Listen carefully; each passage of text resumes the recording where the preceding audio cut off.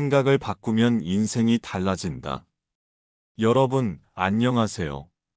오늘은 우리가 가진 생각이 어떻게 우리의 삶을 형성하고 변화시키는지에 대해 깊이 탐구해 보려고 합니다.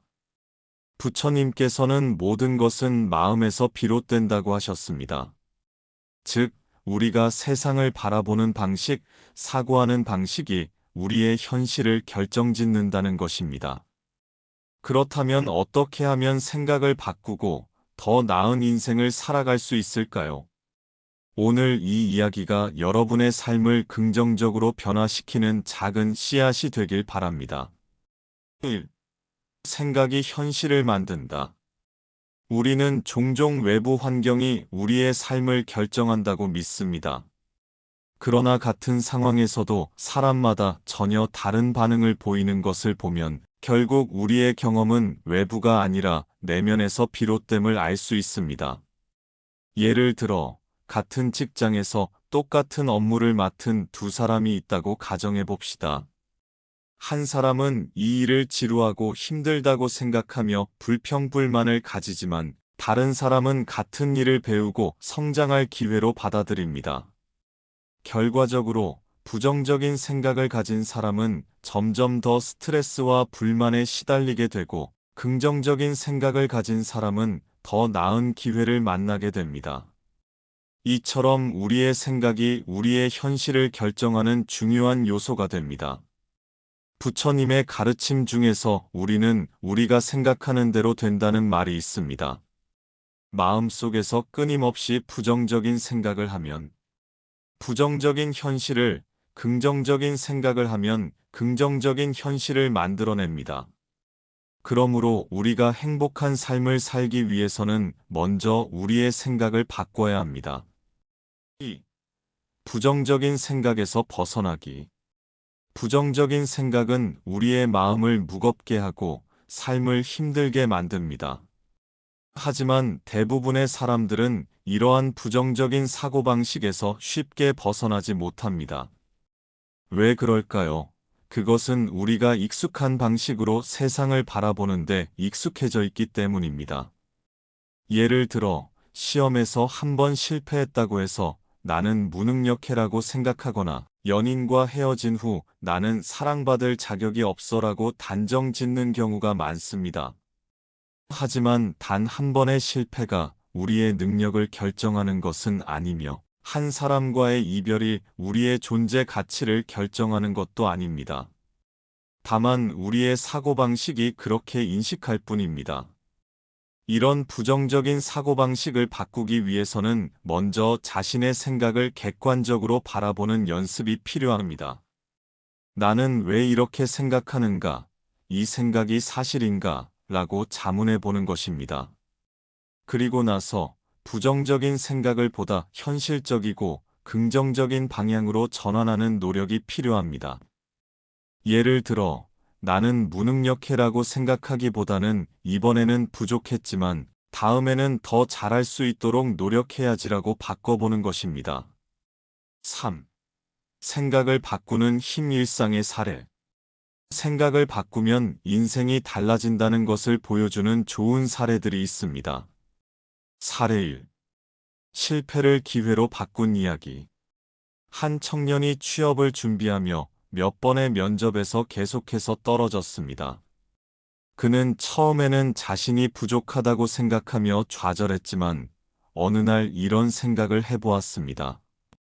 이건 내가 더 성장할 기회일지도 몰라. 이번 경험을 통해 내가 부족한 점을 보완하면 다음에는 더 좋은 결과가 있지 않을까. 그는 면접에서 부족했던 부분을 되돌아보고 철저히 준비한 끝에 결국 원하는 직장에 합격했습니다. 만약 그가 나는 안 될 거야라는 부정적인 생각만 했다면 계속해서 좌절하고 기회를 놓쳤을 것입니다. 사례 2. 불행 속에서도 행복을 찾은 할머니. 한 할머니가 있었습니다. 그녀는 남편을 일찍 떠나보내고 자식들도 모두 바빠서 혼자 지내는 시간이 많았습니다. 주변 사람들은 그녀를 보고 외로울 것 같다고 생각했지만 정작 할머니는 이렇게 말했습니다. 나는 자유로워. 책도 읽고 친구들과 공원에서 산책도 하고 손주들이 놀러 오면 더 반가워서 좋잖아. 같은 상황이지만 어떤 시각으로 바라보느냐에 따라 외로움이 될 수도 있고 자유가 될 수도 있었습니다. 사례 3. 단순한 일상의 변화가 만든 행복. 출근길에 항상 지하철에서 짜증을 내던 직장인이 있었습니다. 그는 사람들이 붐비고 밀치는 것이 너무 싫었고 출근할 때마다 기분이 나빠졌습니다. 그러던 어느 날 그는 이렇게 생각을 바꿔보았습니다. 어차피 매일 출근해야 한다면 이 시간을 더 기분 좋게 보낼 방법이 없을까? 그날부터 그는 좋아하는 음악을 들으며 출근하기 시작했고 짜증나는 순간이 오면 그냥 미소를 지어보기로 했습니다. 그렇게 하자 신기하게도 짜증이 줄어들고 출근길이 더 편안해졌습니다. 사례 4. 작은 친절이 만든 긍정적인 변화. 한 중년 남성이 있었습니다. 그는 회사에서 스트레스를 많이 받아 늘 불만이 가득한 얼굴로 다녔습니다. 어느 날 카페에서 커피를 주문하면서 바리스타에게 밝은 미소로 수고 많으세요. 라고 인사를 건넸습니다. 예상치 못하게 바리스타도 활짝 웃으며 고객님도 좋은 하루 보내세요. 라고 인사했습니다. 그는 그 작은 순간이 하루 종일 기분을 좋게 만든다는 것을 깨달았습니다. 이후로 그는 사람들에게 먼저 미소를 건네고 긍정적인 말을 하기 시작했습니다. 그러자 주변 사람들도 그에게 더 친절하게 대해주었고, 결국 그의 삶은 더 따뜻하고 긍정적으로 바뀌었습니다. 이처럼 같은 상황이라도 우리의 생각을 어떻게 하느냐에 따라 삶의 질은 완전히 달라질 수 있습니다.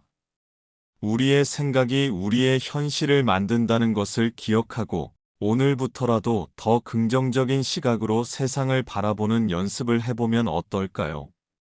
4. 부처님의 가르침, 내려놓음과 해탈. 우리 삶에서 가장 큰 고통은 어디에서 오는 것일까요?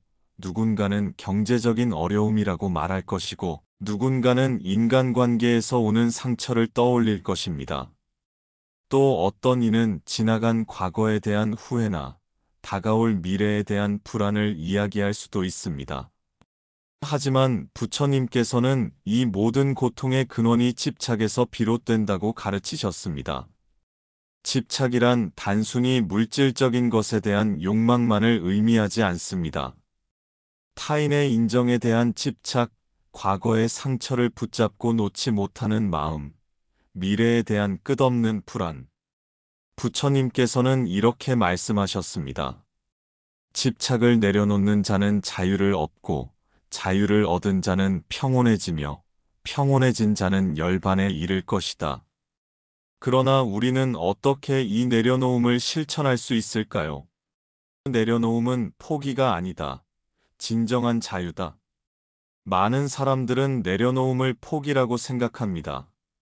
하지만 부처님의 가르침에서 말하는 내려놓음은 단순한 포기가 아니라 마음을 더 자유롭게 하는 과정입니다. 예를 들어 손에 돌을 꼭 쥐고 있다고 생각해 보세요. 처음에는 그 돌이 소중하게 느껴질지도 모릅니다. 하지만 시간이 지나면 손이 저리고 아파오기 시작합니다. 내려놓으면 고통이 사라질 텐데 우리는 그것을 잃는 것이라고 착각하며 계속 쥐고 있으려 합니다. 내려놓음이란 우리를 괴롭히는 돌을 놓아버리는 것과 같습니다. 우리는 자주 과거의 상처를 놓지 못합니다. 오래전에 들었던 말 한마디, 기대했던 일이 이루어지지 않았던 경험, 사랑했던 사람과의 이별, 이런 기억들을 붙잡고 살아갑니다. 하지만 부처님께서는 과거는 이미 지나갔고 미래는 아직 오지 않았으며 오직 현재만이 존재한다고 가르치십니다. 우리는 과거의 후회와 미래의 불안을 내려놓을 때 비로소 현재를 온전히 살 수 있습니다. 물질적 집착에서 벗어나기, 부처님의 일화. 부처님께서 아직 왕자로 살아가던 시절, 그분은 온갖 부귀영화를 누렸습니다. 화려한 궁전, 값비싼 옷과 음식, 충성스러운 신하들, 그 모든 것이 그분의 것이었습니다. 하지만 부처님은 깨달으셨습니다. 이 모든 것은 나를 만족시키지 못한다. 이것에 집착하는 한 나는 영원히 갈증을 느낄 것이다. 결국 그분은 모든 것을 내려놓고 스스로의 마음을 해탈하는 길을 선택하셨습니다. 오늘날 우리도 비슷한 상황에 처해 있습니다. 우리는 더 좋은 차, 더 넓은 집, 더 많은 돈을 원합니다. 하지만 그 모든 것을 얻었다고 해서 완전한 행복이 찾아올까요? 더 많은 것을 가질수록 우리는 더 불안해지고 더 집착하게 됩니다. 진정한 자유는 물질을 가지는 데 있는 것이 아니라 그것에 얽매이지 않는 데 있습니다. 관계에서의 내려놓음, 사랑과 집착은 다르다.